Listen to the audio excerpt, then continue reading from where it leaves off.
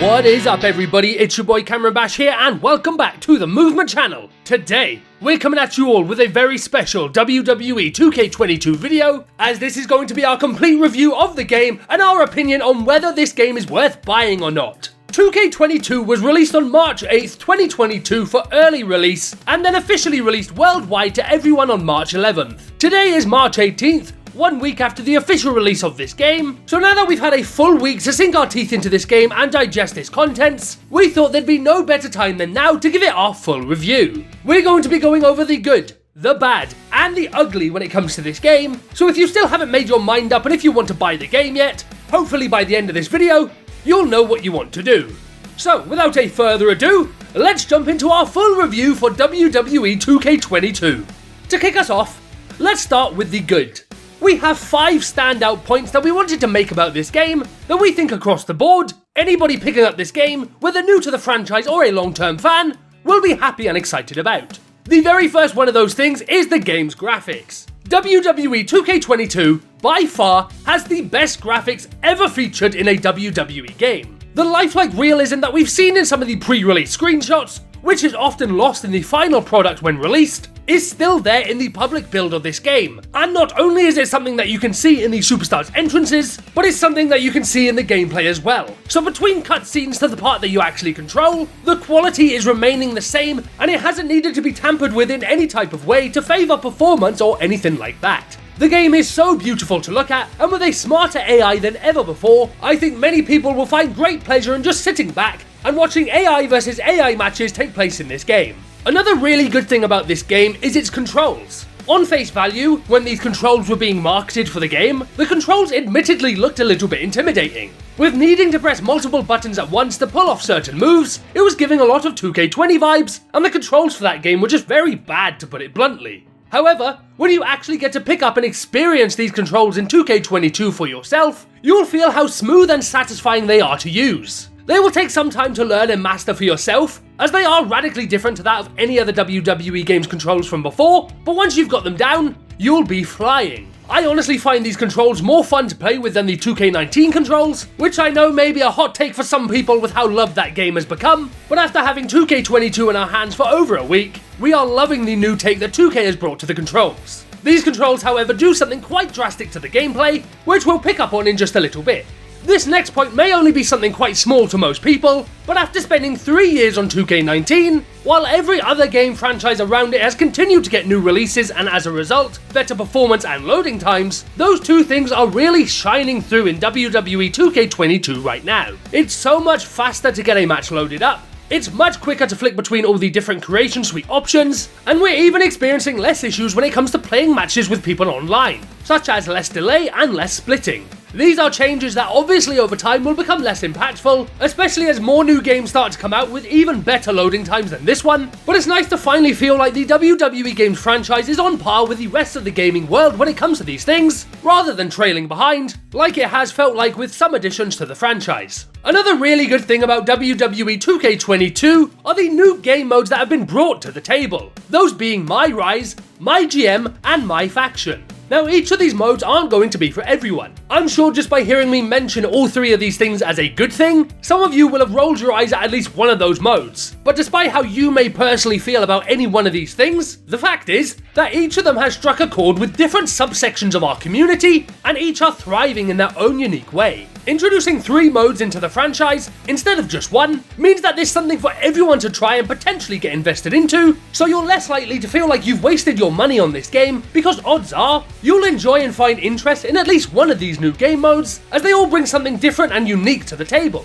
The 5th and final thing that we wanted to note as a really good change to WWE 2K22 is the introduction of the cross-platform community creations. This thing really is a big deal and isn't just hype. The ability to share our creations across the entire community means that we're now closer than ever before. Not only does it mean that we now get to benefit from all the great creators of our community, but it also makes it so some core shows and e-feds, depending on how they operate, are now able to open their doors to the entire community rather than just being exclusive to any one console. Hopefully one day this does get expanded into a fully fledged cross-platform experience where we can not only download each other's creations, but also play with each other in matches online as well. So there you go, lots of good things that are being done in WWE 2K22 to build on top of some of the great things they already had going for them in the franchise. The main takeaway from this for me is that this game is bringing a lot of brand new, first time evers to the franchise, so if having new things to do is something that influences your decision when it comes to getting a new game or not, you can be confident that this game will give you a decent level of new things to experience that will keep you busy for literally hundreds of hours between My Rise, My GM and My Faction alone.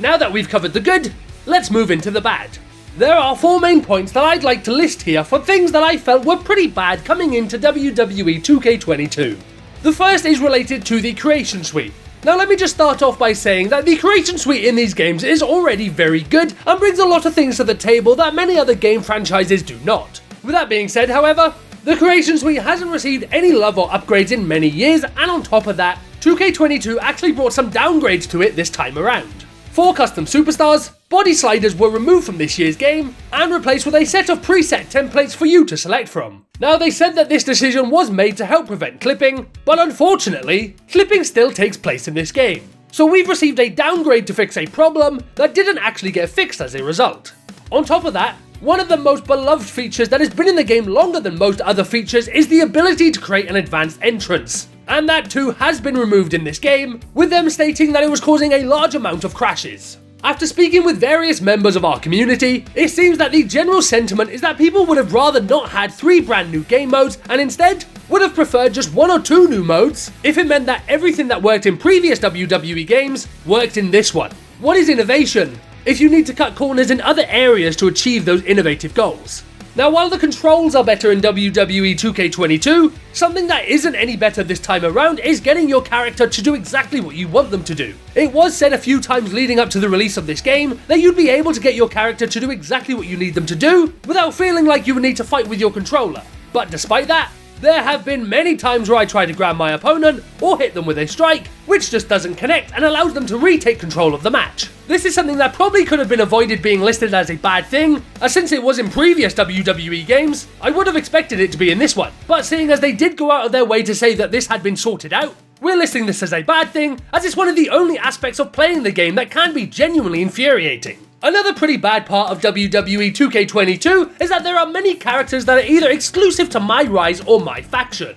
In My Rise, these characters are a part of the story that you go on, such as King Corbin for example, but despite him being in this mode, he's not a character that you can unlock and play with in other modes. A similar situation exists for My Faction, where you have characters like Retro Triple H, who can be played as in this mode when you unlock him as a card, but only in this mode, and not in any other modes throughout the game. Now the main defense that we've seen people giving this is that it gives people an incentive to play these other modes, but in reality, you would get a lot more people to play these modes if they knew that those rewards could be something that could be used across the whole game, as opposed to being something that is just experienced in that mode and nowhere else. So I don't think that argument is a great one, and ultimately, it was a bad call to not have these characters available to be unlocked in the game. The final bad point that we wanted to list here is that it's bad that there was no real innovation brought to Universe or Showcase mode in 2K22. Look, we'll give them some props, because they definitely made some decisions that make doing what you want to do in these modes a little bit easier, such as in Showcase mode, where you can skip and play the matches in whatever order you like, or in Universe mode,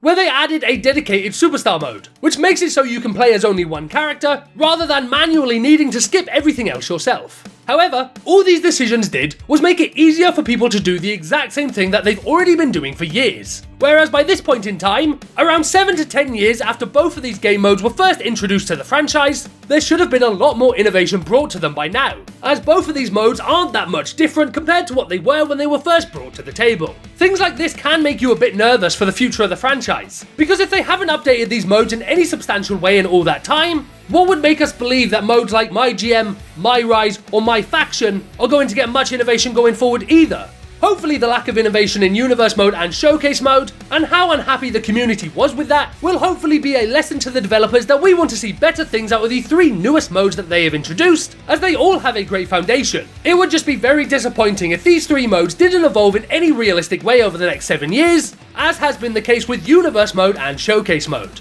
So there you have it, the bad side of WWE 2K22. The main takeaway of this portion of the video for me is that 2K22 was more focused on introducing brand new features to the game, and as a result, some of the features that we've come to know and love over the years suffered because of it. Every single bad thing on this list is something that could have been avoided in one way or another, because we've seen it work properly in previous WWE games. We really hope that these are mistakes that 2K can learn from going into the next game, and instead of trying to fit in so many new things, they could focus on slightly less new things, while making sure that everything that has made the game franchise so great for so many years gets enough love and attention as well. So you've heard the good and you've heard the bad. But before we jump into the ugly, we wanted to cover one in-between point, because we couldn't really decide whether this was something that was good or something that was bad. And really, it's going to come down to your personal preference and how you personally play the game. This point is the gameplay of WWE 2K22, because as mentioned earlier, the new control scheme for this game has drastically changed the way that this game plays,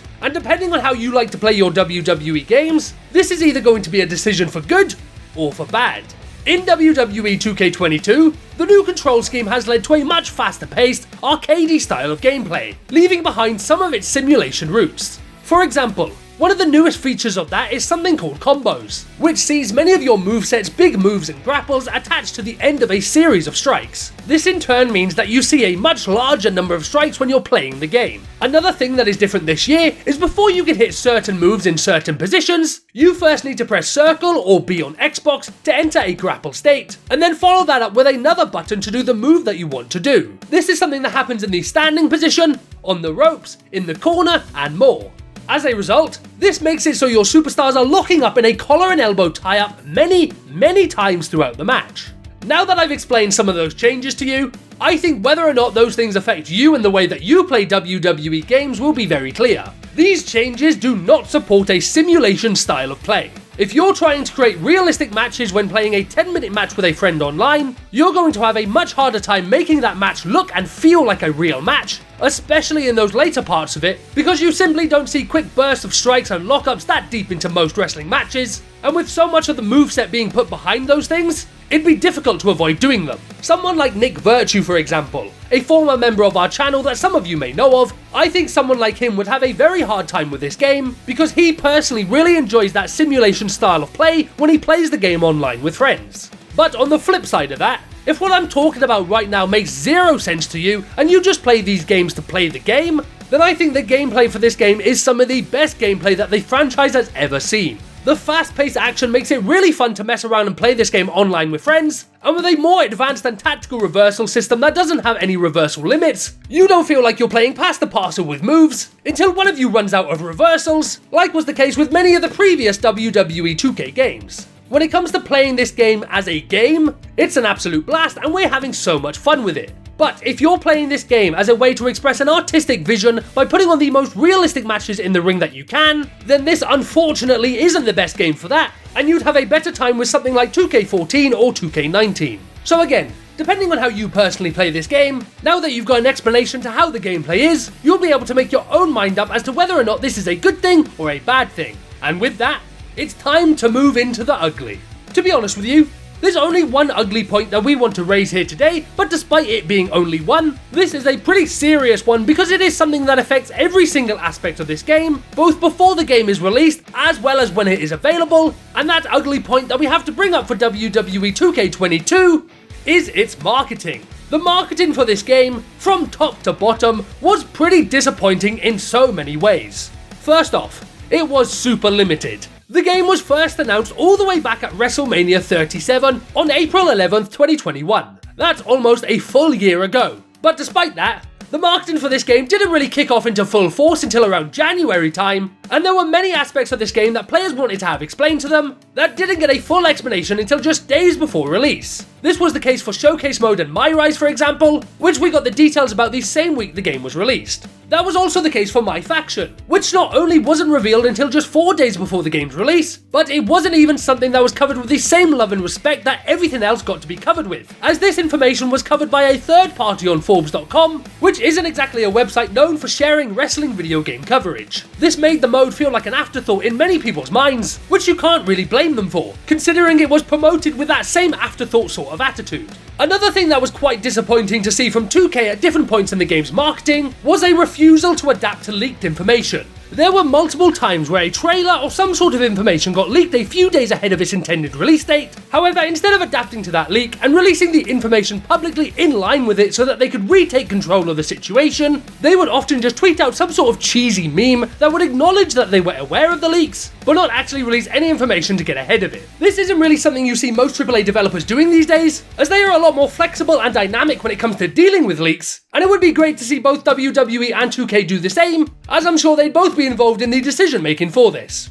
On top of that, there were many things said about this game over the course of its marketing that just simply ended up not being true. For example, it was at one point said by someone at 2K that My GM mode would feature an online component, which was then contradicted by another member of 2K's team a few weeks later, leading to content creators needing to reach out to 2K to get a clarification. Not only should the inaccurate information never have been put out there in the first place, but when it was, there should have been a priority from the developers to correct it. Instead, a month went by of people getting very excited, thinking they were going to be able to play this mode online with friends, with some people within our community even confirming to us that it was this information that persuaded them to pre-order the game, only to find out a month later that this actually wasn't the case. It did not feel good to be on the receiving end of this news as fans of the franchise. Another example of them saying something that wasn't true at one point was when they were questioned about the highlight reel feature for the game, as they said it had received no love or upgrades. But when we finally got our hands on the game for the very first time, not only had the highlight reel been given so much love and so many upgrades, but it is in fact the best highlight reel that has ever been featured in a WWE game before. And I think the one that a lot of people are upset with the most is how they advertised that Rey Mysterio's Royal Rumble 2006 victory would be a part of the mode, when in reality, it's just not at all. And that's just 3 examples for you. There are another handful of mistakes that 2K made in the marketing for this game, where they said this game would or wouldn't have a particular thing, when the opposite was in fact the truth. We sincerely hope that 2K are conscious of the mistakes that were made during the marketing for this game, and they aim to improve upon it in future additions to the franchise. And as we already said, that's the only thing that we have to say when it comes to the ugly side of WWE 2K22. While there are certainly some bad things to note about this game and its lack of innovation, as we already have, it's really nice to say that the game itself doesn't suffer from the big, obvious, and ugly issues that 2K20 and some other 2K titles have suffered with, and the ugliness this time around is mostly related to the marketing mistakes and failures. With all that being said, WWE 2K22 is a fun and welcome addition to the WWE games franchise. Many people went into this game expecting WWE 2K20.5, or just the working version of that game, but I can confidently tell you today that this game is doing more than that and stands on its own 2 feet as an innovator of the franchise. It still has a long way to go before it is the perfect wrestling game, but the foundations that have been established here in WWE 2K22 are very exciting ones to have for the franchise, and as long as these things can be built upon in a meaningful way going forward, I feel confident in the direction that this franchise is going in. For that reason, the official movement rating for WWE 2K22 is a 7.5 out of 10, and we would officially recommend this game to pretty much anyone who's itching for a new wrestling game experience. If you've been stuck on WWE 2K19 for the last 3 years, and you're bored of some of the other indie wrestling games that are available on the market right now, you will absolutely welcome 2K22 into your life with open arms, and we're confident that this is a game that you will enjoy for at least the next year, where we'll hopefully see the release of WWE 2K23. But with that, that's gonna do it for this review. If this review helped you out in your decision-making process in any type of way, and you feel it might help one of your friends too, make sure to share this video with them so that they can benefit as well. Also, if you've already played WWE 2K22 yourself, we would love to hear your thoughts on the game as well. So make sure to leave those in the comment section down below, and while you're down there, don't forget to drop a like on the video and subscribe for more WWE 2K22 content. Thanks very much for watching this video guys, and we'll see you soon for another one.